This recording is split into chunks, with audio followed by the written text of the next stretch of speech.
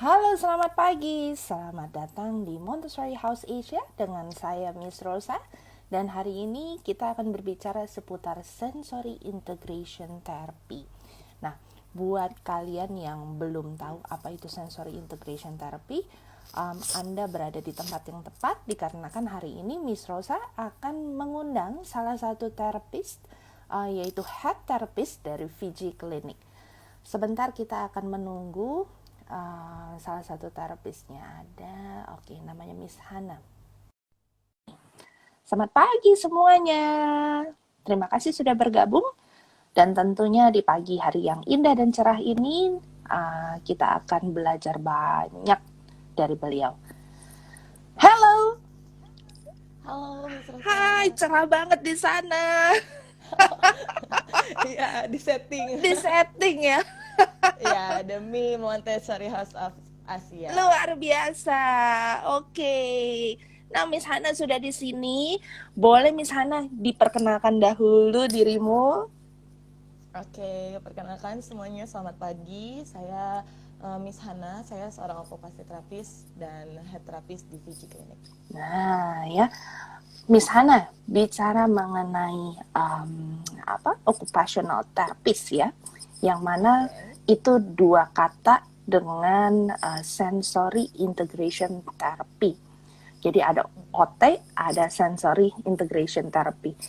Ini sebenarnya dua ini apa sih, Miss Hana?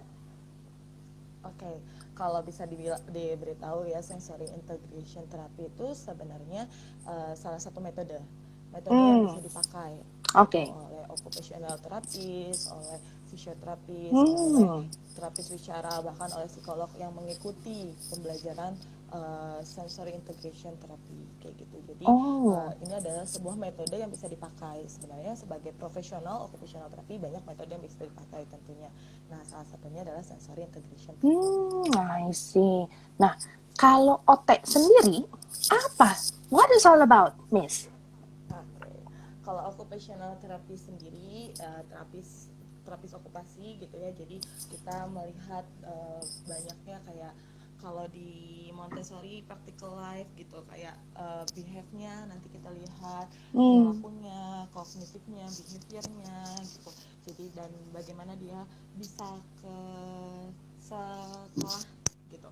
Jadi lihat di motorik kasarnya, lihat di motorik halusnya, pun juga lihat di berbagai sisi yang mendukung dia untuk kehidupannya. Miss Hana, suaranya bisa dibesarkan sedikit mungkin volumenya. Nah, itu seperti besar. Beda nggak? Nah, that's really big. Oke, saya nggak pakai headset kalau gitu. Coba bicara dulu. Halo? Miss Halo? Hana? Ya, udah Ya? oke. Ya, Oke. sudah oke. Ya, jadi Miss Hana sendiri ini melakukan OT ya berarti di Fiji? Ya, saya occupational therapist. Oh, baiklah. Miss Hana cerita lagi dong. Biasanya di ruangan OT itu ada apa aja sih? Kan pasti nggak ada ide nih, ibu-ibu ngapain sih occupational therapy?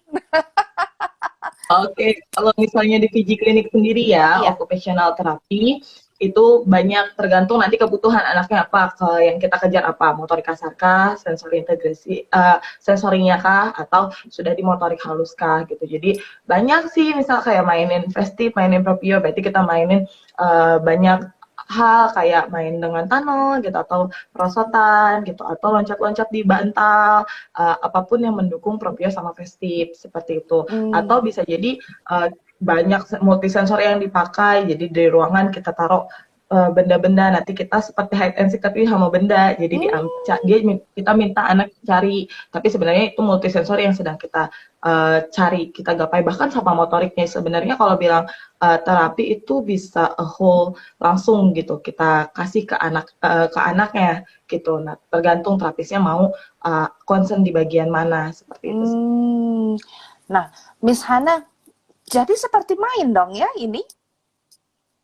Ya, bisa dibilang kita base-nya ke main, karena tetap kalau misalnya anak di usia sampai 5 tahun, pembelajaran paling tepat itu kita bisa lewat main, karena anak bisa berpikirnya main gitu ya, sama seperti mungkin beberapa orang tua lihatnya kok main doang gitu. Tapi kalau misalnya terapisnya tepat gitu, dia bisa melihat bahwa dan bisa menjelaskan kepada orang tua sehingga orang tua juga tahu oh yang dilihat tuh sebenarnya apa kayak gitu. Kelihatannya seperti main, tapi sebenarnya apa yang dilihat oleh profesionalnya tidak hanya main gitu. Dan bahkan kan pembelajaran untuk anak-anak itu pembelajaran paling tepat untuk anak-anak sampai 5 tahun itu ya main gitu, karena dunianya harus menyenangkan. Nah ini dia ya. Biasanya yang masuk ke ruangan OT itu punya ciri-ciri seperti apa sih? Mungkin ada bisa berbagi. Kalau anaknya kurang lebih nih kayak begini nih, atau memang yang Miss Hana tangani, mereka punya permasalahan apa sampai harus diterapi di OT? Oke, kalau misalnya ngomongin permasalahannya banyak gitu. Bisa saja anaknya sensory processing disorder atau bermasalah di sensory processing gitu, makanya ada sensory integration kayak gitu ya.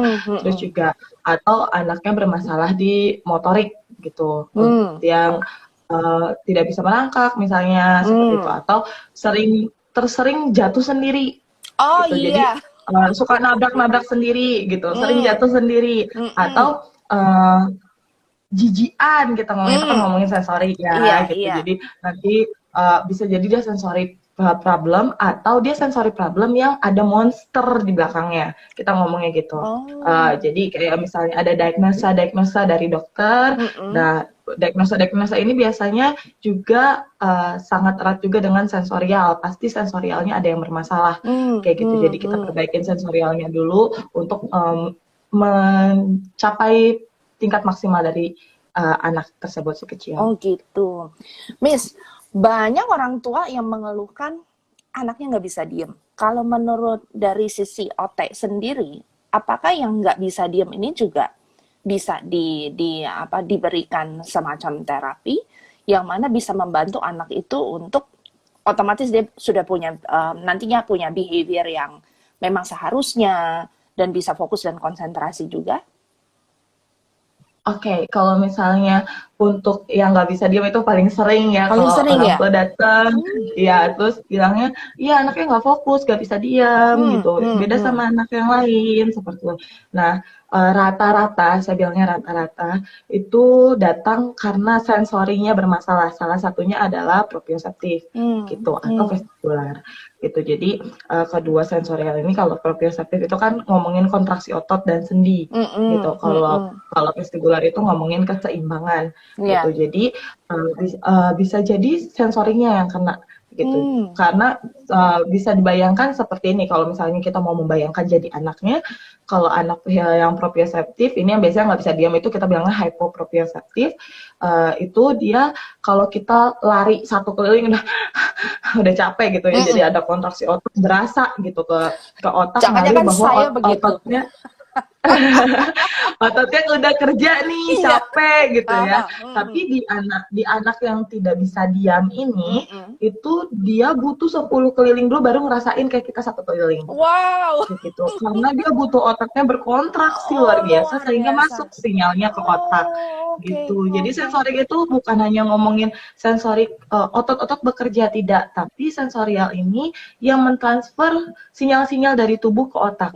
Gitu, sign-sign. Kita kan kalau capek juga ada sign-nya ke otak seperti itu. Oh begitu ya Miss ya. Nah, dengan misalnya kasus yang si anak nggak bisa diem, yang mencari supaya bisa merasakan ya ototnya berkontraksi itu sampai sinyalnya nembus ke otaknya dia, dikirim, apa yang bisa kita lakukan di rumah dengan anak-anak yang seperti ini? How to facilitate at home? Oke, kalau misalnya ngomongin fasilitasi propio, tentu harus, sebenarnya kita juga harus tahu ya anak ini proprioseptifnya seperti apa. Jangan sampai, ini kan saya bilang salah satunya adalah proprioseptif. Belum tentu juga anak nggak bisa diam itu karena bukan hal karena itu ya. Tapi kita ambil kalau misalnya emang anaknya bermasalah dengan proprioseptif, apa sih yang harus kita lakukan? Bisa bermain-main dengan aktivitas motorik, aktivitas yang menggunakan otot-otot seluruh tubuh dengan banyak gitu, menggerakkan semuanya. Misalnya kayak gimana sih, nari, atau mau naikin self efficacy anak gitu ya. Jadi dia punya kebanggaan tersendiri. Kita tahu juga dia membutuhkan proprioseptif misalnya.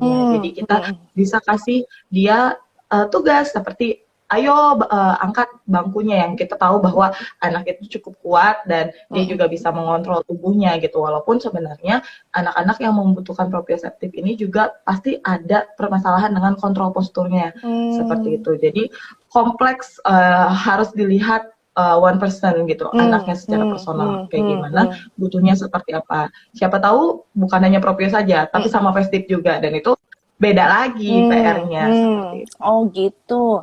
Nah, jadi buat ibu-ibu nih yang merasa dan melihat, harus diobservasi dulu ya ibu-ibu ya, di mana sekarang ini kan semua serba keterbatasan, kita sedang tidak bisa keluar-keluar. Dan apabila anak-anak Anda ternyata kok nggak bisa diem banget ya di rumah ya belum tentu. Salah satu diagnosanya adalah anak Anda misalnya membutuhkan si proprio ini atau si festif ini. Namun sebetulnya bagaimana menchannelkan energi yang ada? Tadi misalnya sudah ada sharing ke kita semua bahwa kita bisa sebetulnya melibatkan anak-anak kita dalam kehidupan kita sehari-hari dengan salah satu contohnya misal mengangkat benda, bantu kita tuh menjemur baju, itu kan juga lumayan ya Miss Hana ya. Menjemur baju. Betul. Bantu apa lagi ya, dorong-dorong, mungkin mendorong sesuatu, mengambil paket yang suka belanja. Iya, atau renovasi kamar si kecil gitu, dia mau renovasi kamar. Boleh juga ya. Nah, sehingga kita juga punya satu corong di mana kita berpikir positif terhadap anak ini. Ada sesuatu yang perlu kita tolong, tetapi bukan kita tolong kita yang kerjakan, tetapi dia yang harus di-channelkan energinya ya di sini ya. Dengan keterbatasan kita, kan kita tidak belajar nih seperti Miss Hana ataupun Miss Dian kemarin, tapi kita juga bisa berkontribusi kepada anak-anak kita melalui pekerjaan sehari-hari. Ayo Miss Hana, sekarang kita cerita lagi Miss Hana. Kalau anak-anak yang jijian begitu ya Miss Hana ya, misalnya banyak kan sih kalau misalnya yang cerita ke saya, pegang lem ya di usia kurang lebih 2,5 tahun nih, misalnya mereka udah dikasih prakarya, pegang lem itu nggak bisa lama gitu kalau lemnya nempel di tangan. Lalu kena nasi, itu juga kayaknya udah wah luar biasa deh. Tidak mau memegang hal-hal yang bisa dibilang seperti messy play. Nah, bagaimana cara mungkin Miss Hana di ruang oteknya ini bisa membantu anak-anak yang seperti ini? Oke, pertama kalau sensori itu kan ada 8. Nah, tadi udah disebutin proprio sama festif, yang ini bisa kita bilang taktil atau reaksi yang saraf-sarafnya ini ada di bawah kulit. Jadi ngomongin jijian bukan hanya nanti ngeceknya di tangan, mungkin di tangannya it's okay, tapi di kaki bisa bikin jatuh misalnya seperti itu. Jadi kalau misalnya banyak sekali untuk melihat taktil itu seperti apa.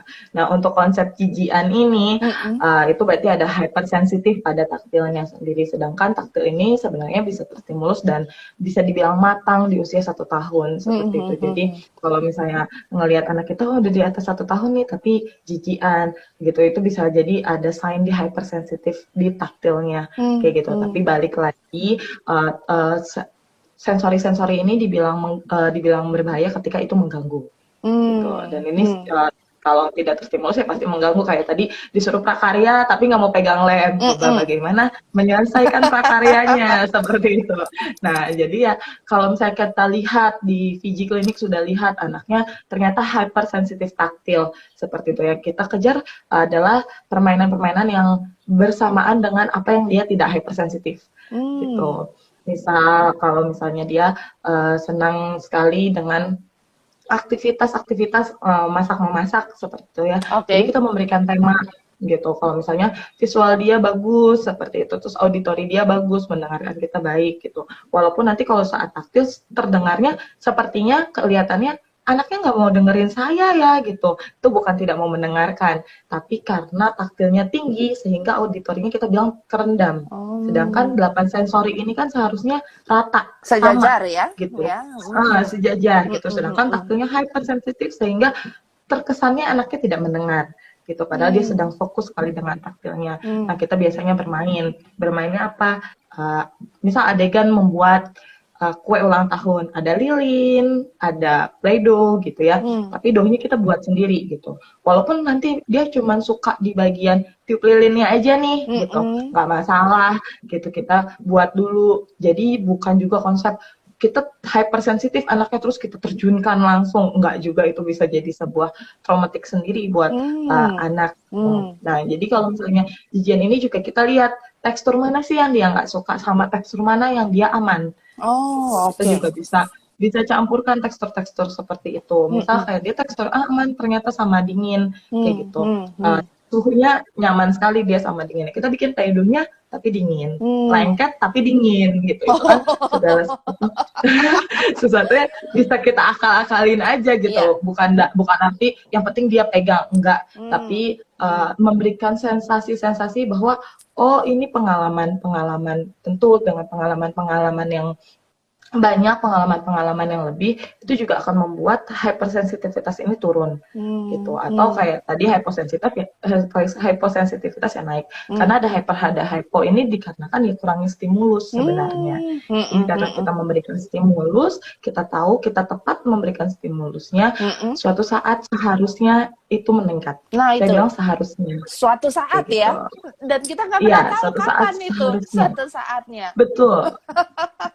Karena setiap anak berbeda gitu ya, Hmm. kemampuan anak, PR di rumah dikerjain juga atau enggak gitu ya. Hmm. Jadi Hmm. bukan hanya sejam datang ke Fiji nih sama OT gitu, diberesin, terus habis itu di rumah nggak diapa-apain. Ya berarti Hmm. kan stimulusnya cuma sejam itu saja gitu. Atau ternyata Iya. di rumah dikerjain, di Fiji dikerjain. Berarti Hmm. ada kemampuan anak. Berarti ini ada sesuatu nih di belakangnya yang kita juga jadi bisa sign sendiri untuk periksa lebih lanjut lagi seperti itu. Ya, ya, ya, ya, ya, saya mengerti.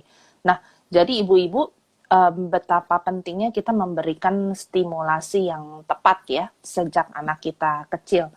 Kalau boleh diceritakan sedikit nih, Miss Hana, stimulasi semenjak bayi ini yang seperti apa? Kalau bayi kita bicara dari dia 0 sampai 12 bulan sehingga nanti ketika dia 12 plus atau 1 plus ya, karena anak 1 plus biasanya sudah punya kemandiriannya cukup banyak. Bisa dibilang oke, anaknya bisa dibilang tidak jijian, happy-happy aja, bisa dibilang les deh yang perlu jadi PR ibu-ibu. Apa resepnya di 0 sampai 12 supaya setidaknya di 1 tahun itu hampir semua pekerjaan yang akan anak ini kerjakan, she's okay, she's fine. Bisa kita bilang cukup berbalance si 7-8 sensori tersebut. Oke, sebenarnya kalau misalnya kita saya tarik gitu ya cerita-cerita dari orang tua gitu, yang saya tahu gitu, dan beberapa teman saya juga yang sudah punya anak dan melakukan sensorinya dengan baik, itu sebenarnya beriringan kok dengan motorik gitu. Jadi kalau kita kan biasanya concern sama anak berguling berapa bulan gitu ya, Iya, terus iya. anak duduk berapa bulan, merangkak atau enggak, merangkaknya lama atau enggak, diri, menggenggam dan lain sebagainya. Sebenarnya itu juga beriringan bersamaan dengan motorik-motorik itu. Let's say merangkak, saya paling suka merangkak gitu ya. Saya pasti tanyakan anaknya merangkak atau tidak, seperti itu. Kenapa? Karena dari merangkak, saya ambil contoh, untuk motoriknya kita lihatnya merangkak. Tapi untuk sensoriknya kita bisa lihat ada proprioseptif di sana. Karena dia kan bergerak kemana-mana. Merangkak itu yang paling dia pasti jauh kemana-mana, kita di mana anaknya udah di mana gitu ya untuk merangkak. Nah itu kan berarti proprioseptif. Belum vestibular. Vestibular ini keseimbangan ini ada salah satu organnya di rumah siput kita bilangnya. Gitu, ada di telinga. Ini ngomongin apa? Ngomongin gerak kepala atas, bawah, kanan, kiri, yang walaupun saat berguling rotasi kepala itu juga ada. Saat merangkak lebih banyak lagi. Dia nunduk ke bawah, lihat bendanya ke atas, cari mamahnya kemana, kanan kiri gitu ya. Terus cari benda yang mau dia cari. Kepalanya bergerak, berotasi kanan kiri atas bawah kemanapun dia mau. Nah itu salah satu untuk latihan vestibular yang sebenarnya beriringan juga dengan merangkak seperti itu. Lagi taktil gitu, dengan anak merangkak kemanapun dia mau gitu, tidak dibatasi gitu ya. Tentu dia akan memegang sesuatu entah memegang, tiba-tiba megang yang ada di lantai, dia genggam gitu ya, Mm-mm. lalu atau dia melihat ada make up mamahnya nggak sengaja di bawah gitu, terus dimain-mainin atau mainin lotionnya dia dimain-mainin. Itu kan sebenarnya input taktil yang kalau anak-anak pasti nggak mainnya cuma di tangan, pasti melebar ke semua badan gitu ya. Jadi itu pasti menstimulus taktilnya. Lagi visual auditory gitu untuk merangkak saat kita bilang, "Hai, sini sini." Dia bisa lihat tepat ke kita. Itu kan udah semua stimulus auditory. "Oh, kemana kamu mau pergi kemana? Bye bye." Gitu kita ajak ngobrol. Itu kan stimulus auditory. Saat visual dia bisa lihat tepat, dia mau ambil, dia lihat, pasti dia lihat bendanya gitu ya. Jadi itu input visual. Ada lagi lagi olfactory, penghidup.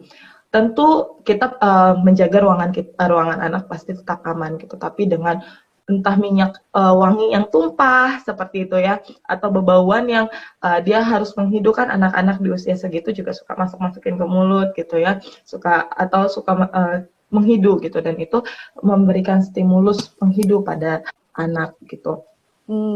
Interoceptionnya di proses merangkak, saya paham sih banyak anak zaman sekarang pakai pampers gitu ya, untuk aman, untuk kenyamanan anaknya sendiri dalam proses latihan misalnya seperti itu.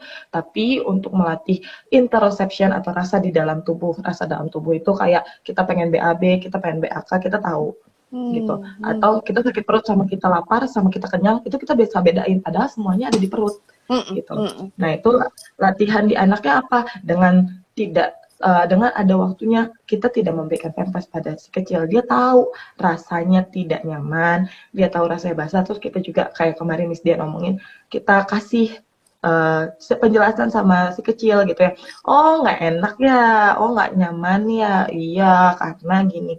Jadi anak di situ juga sudah mulai, dengan konsistensi kita juga memberikan arti, memberikan meaning, jadi juga akan paham ini tuh rasanya, oh ini ya rasanya tidak nyaman, oh ini rasanya pengen BAK, seperti itu. Jadi beriringan, dan plus selain natur gitu, kita juga bisa tambah-tambah, entah kayak main es gitu atau play-doh yang kalau anaknya masih suka masukin makan, kita bikin biskuitnya dihancurin, madu seperti itu. Karena kan taktil untuk gustatory sendiri itu kan ada MPASI ya, udah jelas gitu. Teksturnya kita ikutin gitu.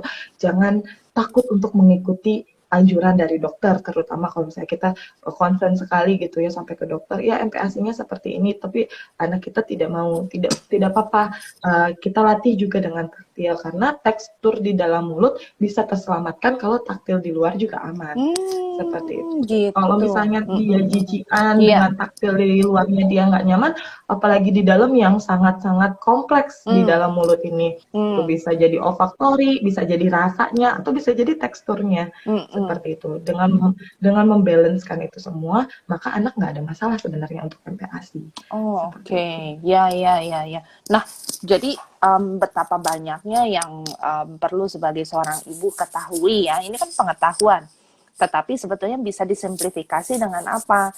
Dengan kita bisa mengikuti tumbuh kembang anak-anak kita, dan juga melibatkan mereka sekali lagi dalam kehidupan yang nyata. Dan kalau kita misalnya sudah tahu seharusnya memang sudah waktunya mungkin MPASI-nya ini tidak yang lembut banget, ya sudah saatnya kita coba. Itu semua proses kan ya Miss ya, mengenai MPASI Iya, itu ya. betul. Karena banyak juga ibu-ibu yang mengeluhkan anaknya di usia 9 atau 10 bulan masih buburnya bubur susu, masih yang lembut banget, karena ada ketakutan tersendiri dari orang tua bahwa nanti tersedak, atau nanti dia akhirnya nggak mau makan. Mungkin ada tips juga untuk menghadapi hal itu, Miss?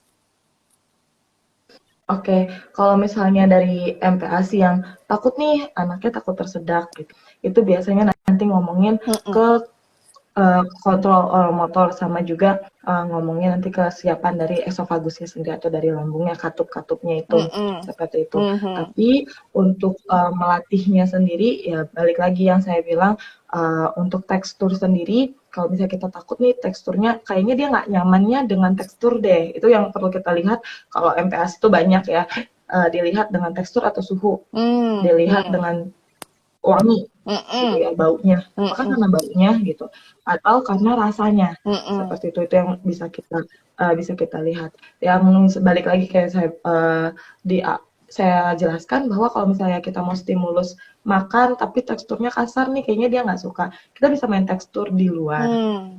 dari Hmm. mulutnya Hmm. itu kita bisa main dengan taktil seperti itu ya main kasar-kasar apa sih kacang-kacang gitu ya Hmm. biji-biji yang kalau kita takut kena mulut kayak takut kemakan ya kita provide itu gitu misalnya Mhm. kayak pakai biskuit dia tapi dihancur-hancurin terus Hmm. kayak sama madu biasanya kan madu ada yang bilang nggak dikasih nih sampai usia 1 tahun nggak apa-apa kita main taktil itu kan lengket ya Iya. nanti suruh dia kocok-kocok suruh dia main-main gitu Hmm. nanti dengan menstimulus taktil dari luar dan dia nyaman dengan taktilnya itu juga akan menstimulus taktil di bagian dalam gitu karena itu bukan sign yang berbahaya lagi untuk Yes. ke otak gitu itu tidak hypersensitif lagi seperti itu Hmm. untuk MPASI dan bisa dilihat juga apakah lidahnya mendorong keluar atau tidak gitu.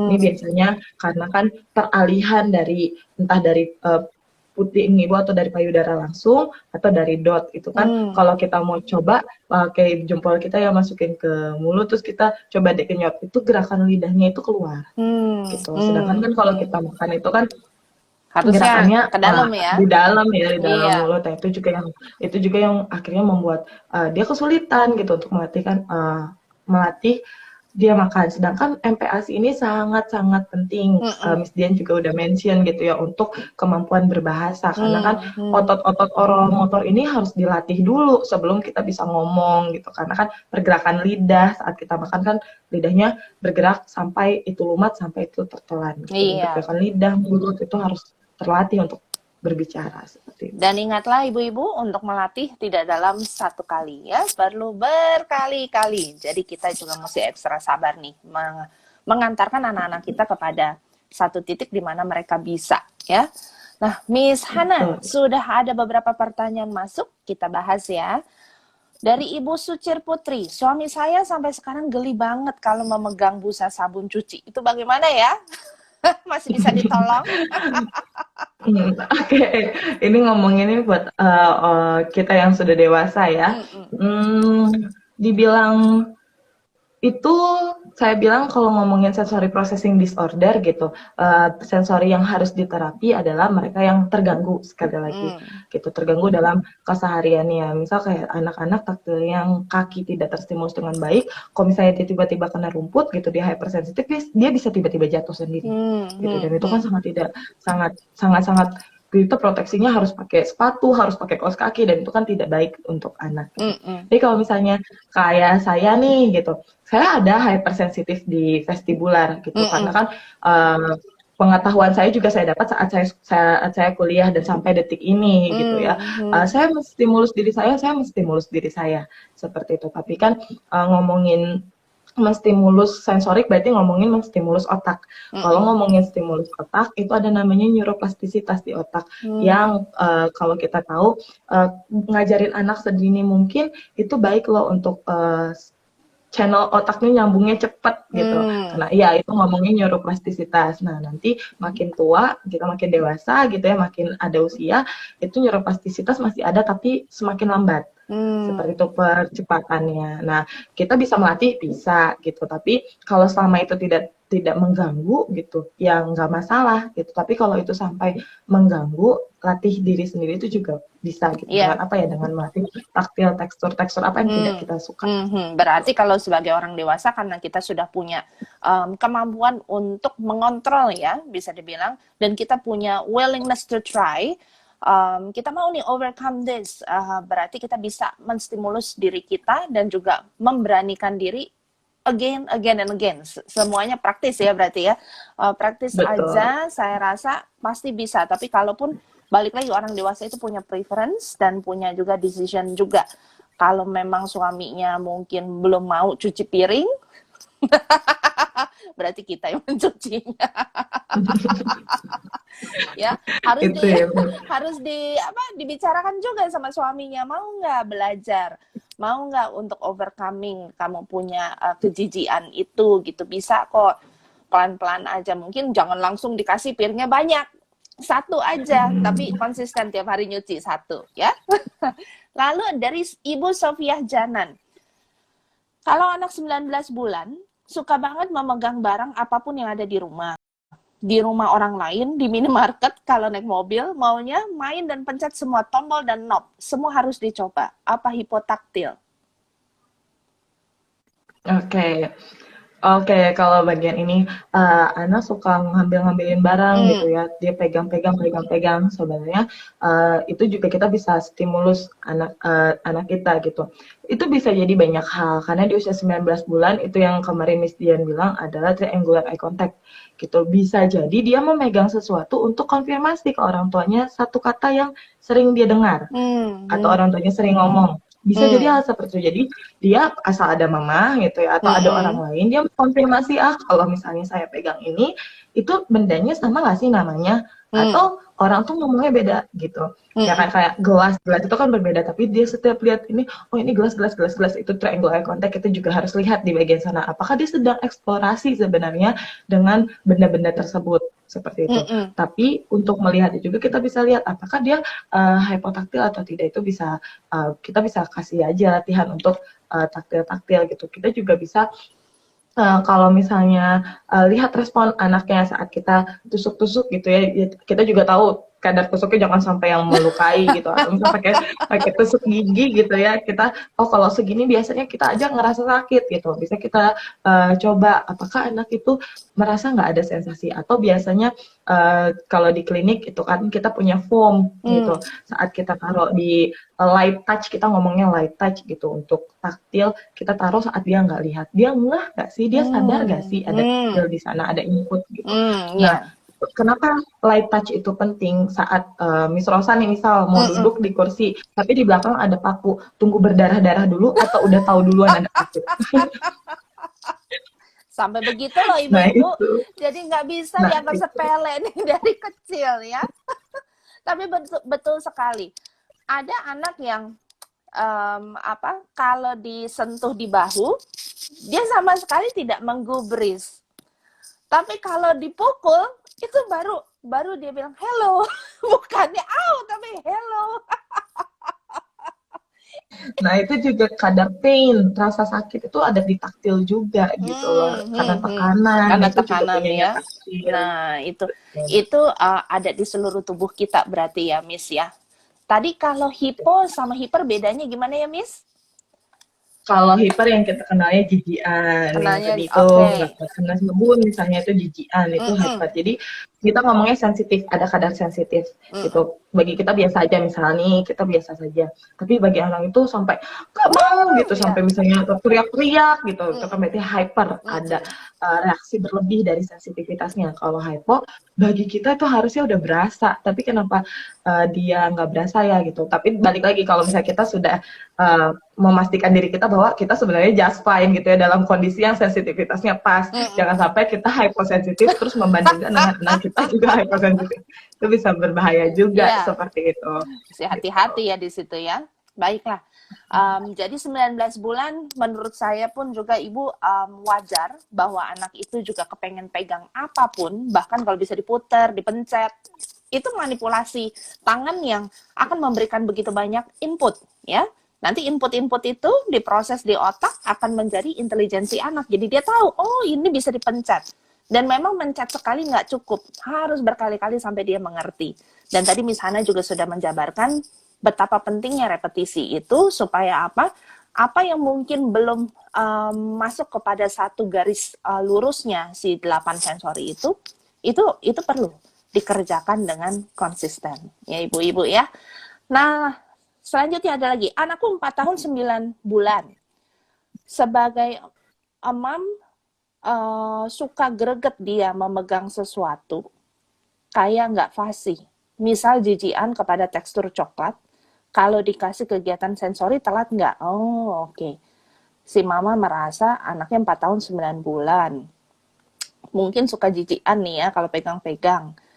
Nah, kalau main sensori ini atau di stimulus sensori masih bisa nggak tertolong anak-anak seperti ini, di mana usianya sudah 4 tahun 9 bulan. Bagaimana Miss Hana?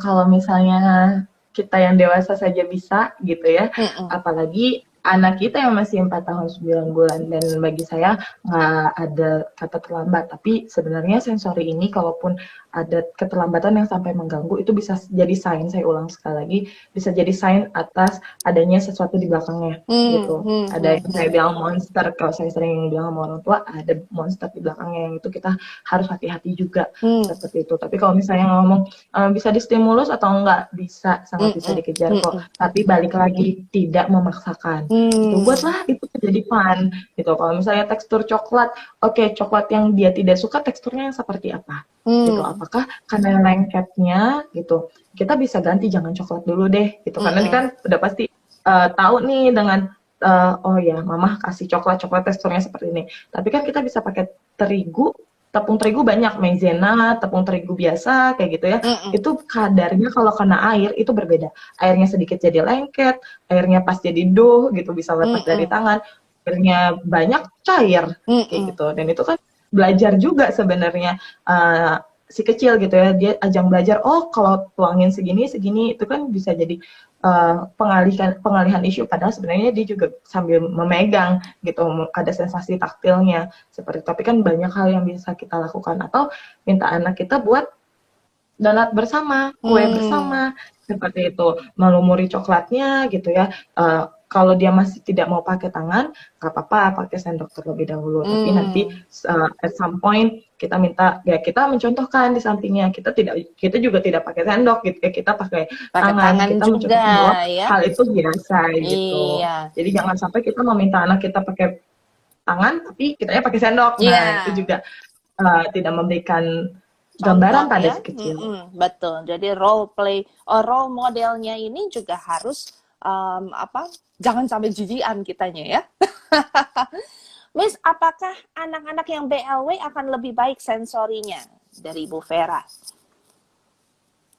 Oke, kalau ngomongin BLW ya, sensorial itu saya balikin lagi. Bahkan dalam posisi merangkak, dalam posisi berguling, MPASI yang tepat gitu, itu memberikan stimulus-stimulus. BLW dengan dia memegang sendiri gitu ya, dia udah ada taktil input gitu ya, dengan hal yang kita kasih, dia pegang sendiri, dia emut-emut sendiri, dia lihat sendiri gitu ya, prosesnya itu juga sangat baik tentunya untuk taktilnya. Apalagi kalau kita bisa memberikan gradasi-gradasi tertentu gitu, atau dengan berbagai yang macam varian bendanya gitu ya, varian makanannya, itu pasti memberikan input-input taktil tersendiri dan memberikan input-input banyak, tetap menstimulus kok hal yang seperti itu.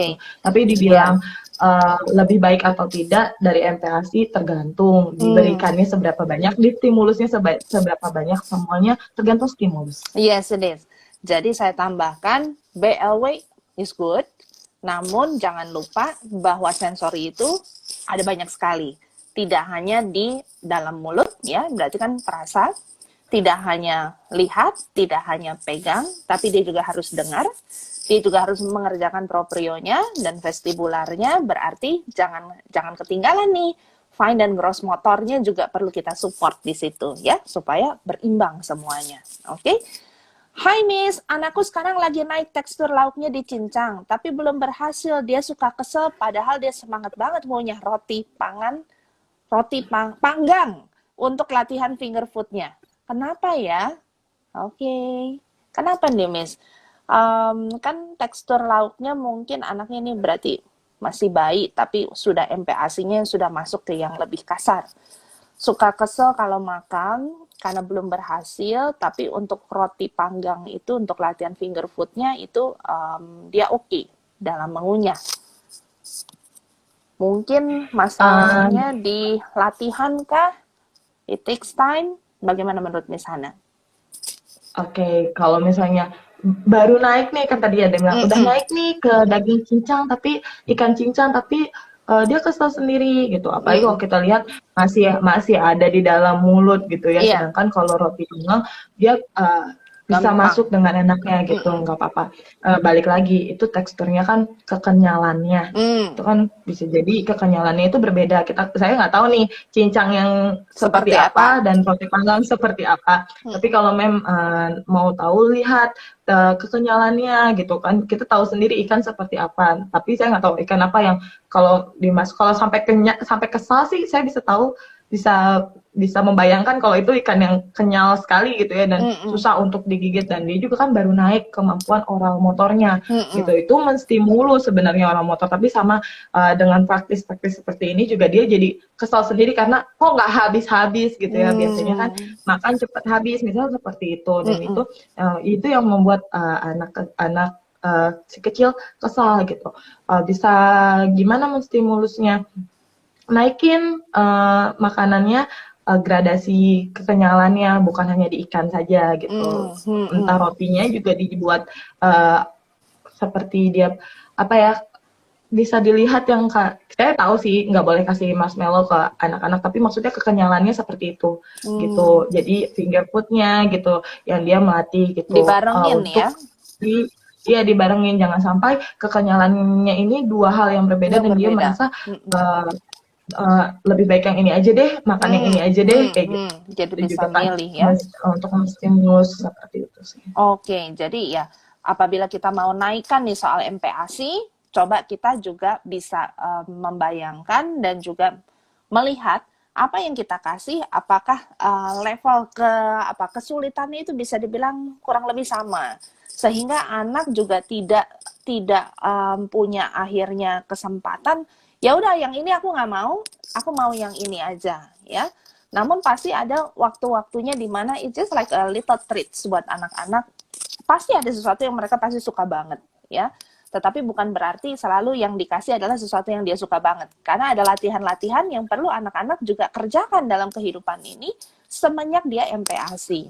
Saya jadi ingat nih Miss Hana, Maria Montessori pernah menuliskan bahwa ketika anak kita mulai masuk MPASI, ya, jadi mulai bisa makan sendiri, disitulah yang namanya mengerjakan kemandiriannya itu dimulai. Dan it's a wonderful process. Hanya saja kita nih memang harus betul-betul sabar, telaten, mau observasi anak-anak kita ya, dan memfasilitasi anak-anak kita bukan hanya dengan apa yang mereka suka, tapi apa yang memang seharusnya mereka ini pelajari, dan itu harus terjadi ya. Oke. Miss, apakah perlu diet khusus untuk anak-anak seperti ini? Seperti Kira-kira apa? mungkin ini waktu kita pembahasan mengenai ini deh, Miss. Mengenai anak-anak yang punya kesensitifan yang hiper atau hipo. Apakah makanannya juga perlu kita atur?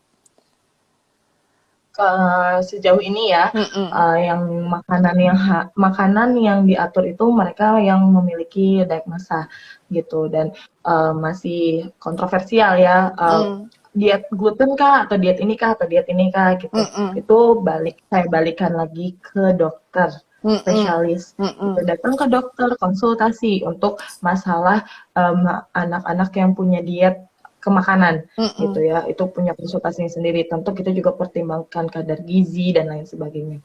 Tapi kalau ngomongin hanya sensorial saja Mm-mm. gitu, sensorial yang hypersensitif, yang hyposensitif, semuanya itu karena tidak terstimulus gitu. Mm-mm. Jadi kalau ngomonginnya diet makanan, apakah diet makanannya sendiri itu menstimulus tekstur berbagai macam atau tidak? Karena kan ada gustatori yang harus kita pikirkan, Mm-mm. rasa yang harus pikirkan, tekstur yang harus kita pikirkan, Mm-mm. bau gitu. Kita kan kadang makan mie ayam nih ya, tapi ada satu mie ayam yang kita nggak mau karena baunya Mm-mm. gitu. Padahal Mm-mm. sama-sama mie ayam gitu ya, Iya. tapi nggak suka karena baunya emang ini tuh aneh gitu.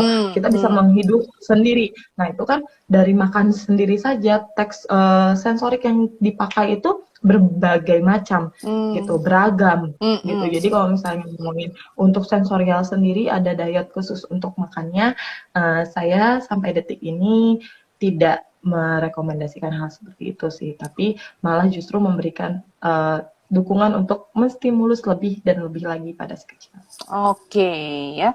Pagi Miss, mau tanya anak saya sekarang 11 bulan, tapi dari awal merangkak nggak seperti pada umumnya. Tiap merangkak sebelah lututnya selalu diangkat dan telapak kakinya itu menapak. Oh, normal nggak ya itu? Ada nih cara merangkak yang demikian sih, Miss Hana. Normal nggak sih? Iya. Oke, kalau merangkak ini kenapa saya sangat-sangat suka sekali kalau bahas merangkak gitu ya pada anak usia 1 tahun ke bawah, karena merangkak ini salah satunya adalah kemarin juga dibahas sama Miss Dian mengenai jembatan otak antar otak kiri dan otak kanan, yaitu ada namanya corpus callosum gitu. Jadi kan kita tahu otak kiri kita memegang kontrol tubuh kanan kita, otak kanan kita memegang kontrol tubuh kiri kita. Nah, untuk menstimulus jembatan ini itu harus dua-duanya bergerak bersamaan gitu. Jadi ada namanya bilateral body movement seperti itu. Sedangkan kalau misalnya merangkak, banyak kok hal-hal merangkak yang tidak seperti biasanya, tapi orang tua bilangnya merangkak. Salah satunya adalah 3 point. Jadi dia seperti merangkak, tapi sebenarnya tangan dan kakinya kejar-kejaran, nggak bersamaan. Kayak gitu. Itu saja sebenarnya kita harus aware. Kenapa? Karena artinya corpus callosumnya tidak terstimulus dengan semestinya seperti itu. Terstimulus tapi tidak bersamaan, tidak beriringan. Itu juga jadi sign kita untuk motoriknya dia. Kenapa? Karena selain corpus callosum yang nanti untuk belajar kita sambil mendengar guru sambil bisa catat, itu kan kerja otak yang sangat luar biasa gitu ya. Dan juga untuk kontrol alignment tubuhnya kita gitu, kontrol trangnya kita, kontrol badannya kita saat kita minta untuk belajar, berarti kan postur tubuh kita harus tegak seperti itu.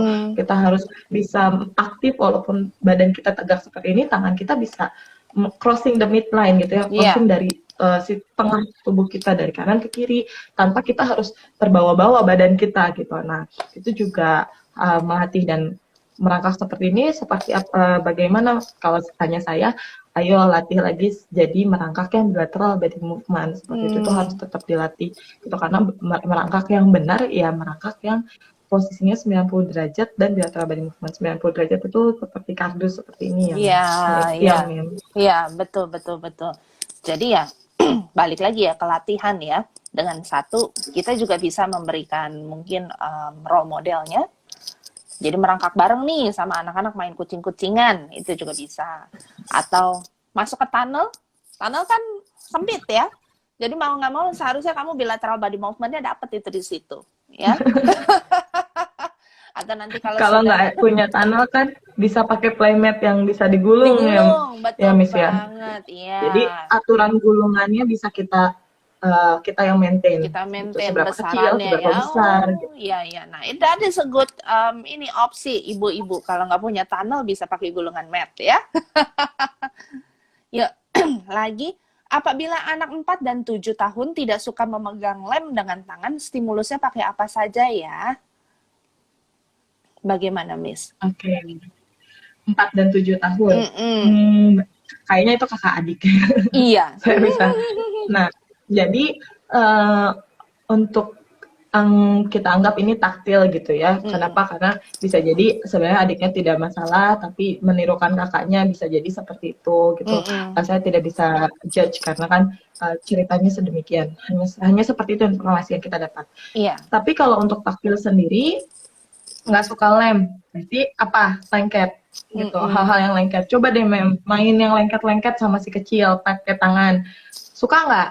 Kayak gitu. Kalau misalnya nggak suka, yuk main tapi digradasiin, nggak masalah.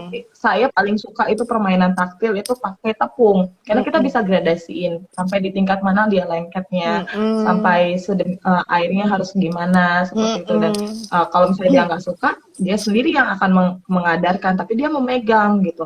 Ada momen dimana dia pasti di tingkat lengket yang dia tidak suka seperti itu, tapi kan kita bisa tambah tepungnya aja gitu, atau tambah airnya aja seperti itu. Yes, it is gitu, ya. Melatih sih. Jadi dari melatih dengan tepung itu, saya juga bisa menambahkan, apalagi kita yang temenin, kita kasih bahasanya, sebetulnya matematikanya juga dapat di sana, ya. Jadi it hits many areas. Jadi jangan lupa untuk main ya hari ini ya. Oke, kita masuk lagi ke yang lain. Hai Miss, nanya dong, anak saya susah banget makan sayur yang daun-daunan. Tapi dia seneng banget sayur yang keras kayak brokoli sama wortel. Itu karena sensorinya juga ya? Any tips? Thanks. Dia sekarang 3 tahun 11 bulan. Oke, dedaunan dia nggak Susah mau, dia banget maunya makan sayur keras-keras, brokoli dedaunan. sama wortel. Oke, lihat lagi ke yang lain. Apakah lauk yang lain yang Hmm, light gitu hmm, kan, karena dedaunan. Kalau brokoli kan kita kalau makan entah juga ya brokolinya, kalau yang dibilang yang keras-keras gitu, berarti dia membutuhkan, bisa jadi itu proprioseptif di dalam mulut gitu. Jadi dia iya, membutuhkan iya. yang Yang mengunyah-ngunyahnya, yang mengunyahnya membutuhkan lebih sensori. banyak. Hmm, Betul, yang karena kalau light dia nggak suka, kenapa? Nggak berasa gitu di mulutnya dia. Bisa jadi seperti itu gitu. Jadi hmm, kita lihat juga di lauk-lauk yang lain, apakah lauk-lauk yang mudah kita bilangnya ya, yang seperti daunan teksturnya itu juga dia tidak suka, atau hanya dedaunan ini saja gitu. Jadi hmm, kalau misalnya karena yang keras-keras, biasanya anak-anak yang karena keras-keras itu berarti sukanya tekstur yang keras-keras gitu. Untuk tekstur yang kenyal-kenyal itu juga yang dia suka gitu hmm, hmm. biasanya. Yang dia nggak suka tekstur lembut. Nanti tekstur, karena ini tekstur bisa dites juga di taktilnya, dipegang di tangan, balik lagi nanti ke taktil, karena taktil ini menyenangkan sih, semua di input gitu. Jadi balik lagi pas kita tes taktil lembutnya, bagaimana taktilnya responnya, apakah itu karena tekstur atau bukan, atau karena propio murni kayak gitu. Jadi Hmm, kalau karena propio bisa dilihat anaknya aktivitasnya besar-besar enggak, bisa duduk yes. tenang atau tidak, seperti itu. Oke. Baik, thank you ya, Miss. Nah, maaf Miss, saya agak telat join, mudah-mudahan belum dibahas ya. Anak saya umur 14 bulan dan dia enggan menyentuh rumput dengan tangan. Kalau berjalan telanjang kaki tidak apa-apa. Apakah ini normal? Tangan nggak mau, tapi kaki boleh. Ini yang saya tadi Miss Rosa juga udah kasih contoh gitu ya. Ada anak yang kalau disentuh di tangan oke, sentuh di badan tunggu dipukul dulu gitu, baru dia ngeh gitu. Iya. Itu yang hypo. Ini contoh yang hyper. Mm-mm. Tangan nggak apa-apa, tapi kaki nggak apa-apa, tapi tangan Tangan dia bermasalah gitu ya. bermasalah. Mm-mm. Nah, itu saya bisa, kenapa taktil itu PR-nya harus ke seluruh tubuh gitu, Hmm. karena Hmm. bisa jadi di tangan biasa saja, di kaki bermasalah, atau di kaki biasa saja di tangan bermasalah. Kenapa? Mungkin saat dia belajar berjalan Mm-mm. gitu kan, belajar berjalan, dia tidak pakai sepatu gitu ya, Mm-mm. atau dia tidak pakai kaos kaki. Jadi dia menginjak entah debu atau benda-benda mainan dia sendiri yang kasar-kasar gitu. Jadi Hmm. dia sudah terstimulus gitu. Dia menginjakkan, anak-anak biasanya senangnya menginjak mainannya sendiri gitu ya. Mm-mm. Jadi ada benda terus diinjak-injak gitu. Nah, itu kan menstimulus, sebenarnya menstimulus tekanan di dalam area taktil telapak tangan gitu. Sedangkan rumput juga, kalau kita injak rumput kan sebenarnya itu ada tekstur-tekstur tekanan-tekanan di poin-poin tertentu di taktil seperti itu. Mm-mm. Nah, kalau tangan bisa jadi tidak, kurangnya terstimulus di bagian tangan. Entah saat dia memegang sesuatu kita yang larang, bisa jadi seperti itu. Jadi Hmm. saat udah Hmm. pegang, kita udah keburu takut duluan karena yang dia pegang seperti itu, atau ya kurang stimulus, tidak bermain-main dengan tekstur-tekstur di bagian tangan. Itu juga bisa gitu, banyak kok contoh-contohnya gitu, bahkan badan dengan tangan saja bisa berbeda. Oke, jadi ya nggak apa-apa nih Bu, kita main-main aja kembali tangannya distimulasi. Pertanyaan terakhir nih sebelum kita tutup ya. Hai Miss, apa ada efeknya di sensori integrasi anak jika anak merangkak hanya sebentar atau cepat ke tahap berjalan? Dengan anak yang lama merangkak, apa ada efeknya jika nanti dia masuk tahap menulis? Karena crawling juga menguatkan otot telapak tangan. Oke, kalau ini berarti ngomongin tentang proses menulis ya. Iya. Kalau misalnya dari sebenarnya proses menulis itu bukan hanya ngomongin di jari-jari saja, Mm-mm. tapi dia dari ada namanya proximo distal, dari tengah sisi tengah tubuh ke jari jemari. Itu yang diproses dari merangkak, karena kan merangkak bahu gitu Mm-mm. ya. Terus nanti dia lempar tangkap bola, kan ada ya fase Iya. anak-anak di usia segini dia harus udah bisa lempar tangkap bola Yes. seperti itu. Nah, itu ngomongin tentang Iya. kemampuan siku gitu. Nanti di practical life juga ada ya, Mm-mm. Miss Rosa, mungkin yang harus membuka-buka Betul. botol Iya. seperti itu. Nah, ini kan latihan untuk Pergelangan ya.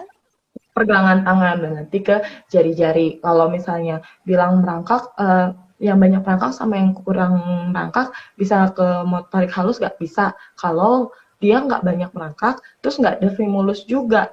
Bagian-bagian yang Hmm, tadi saya bilang itu iya. bisa sangat ngefek atau Mm-mm. merangkaknya lama, tapi bagian sini juga nggak terstimulus sama aja gitu. Mm-mm. Jadi untuk menulis itu perjalanannya jauh, Hmm, perjalanannya hmm, panjang hmm, gitu. hmm. Banyak step-step otot yang harus terstimulus gitu. Nah, Oke. itu yang harus diperhatikan. Jadi ibu-ibu penting sekali kita memperhatikan tumbuh kembang anak-anak kita semenjak mereka sangatlah muda ya, dari bayi kalau saya boleh bilang. Sehingga apa? Nanti di usia-usia yang memang seharusnya dia sudah masuk akademis, sudah masuk menulis, sudah masuk mungkin menggunting ya, merobek kertas, bikin prakarya, itu kita tidak akan menemukan kejadian-kejadian yang menghambat anak-anak kita dengan stimulus yang cukup ya. Apa sih Miss Rosa stimulus yang cukup? Saya rasa saya bisa kasih tips kalau di rumah adalah libatkan anak-anak dengan kehidupan kita sehari-hari. Ya mencuci, menjemur, beres-beres, itu semua kehidupan sehari-hari. Jadi pas banget ini lagi WFH kan ya, semua juga as have. Yuk kita manfaatkan sama-sama. Miss Hana, ada pesan-pesan untuk yang terakhir nih? Oke, tambahan aja dari pesannya Miss Rosa, betul bahwa bermain, melibatkan anak itu juga dapat meningkatkan self efficacy-nya, kepercayaan dirinya, kepedean Hmm, dirinya bahwa saya bisa bantuin mama loh gitu. yes, it is. Saya bisa mengerjakan selesai mengerjakan ini loh. Saya seperti orang dewasa loh. Nah, itu kan Iya, meningkatkan kepercayaan dirinya sehingga dia bisa apapun masalahnya nanti yang datang, dia tahu bahwa dia bisa selesai. Gitu. yes. Karena kita juga sudah memberikan encourage yang baik tentang self efficacy bahwa dia bisa, dia mampu walaupun biasanya anak-anak nggak bisa mama, terus kita ada, ayo kita sama-sama kita Mm-mm. bantu, ayo mama bantu. Nah itu kan sangat membuat engagement yang baik juga sebenarnya, attachment yang baik juga. Baiklah. Terima kasih Miss Hana, terima kasih untuk yang sudah join. Mohon maaf yang pertanyaannya belum dijawab. Nanti mungkin di lain kesempatan kita akan bahas kembali. So, stay tune always in the morning talk with Miss Rosa di Montessori House Asia. Dan kita ketemu lagi kapan-kapan. Bye! Thank you Miss Hana.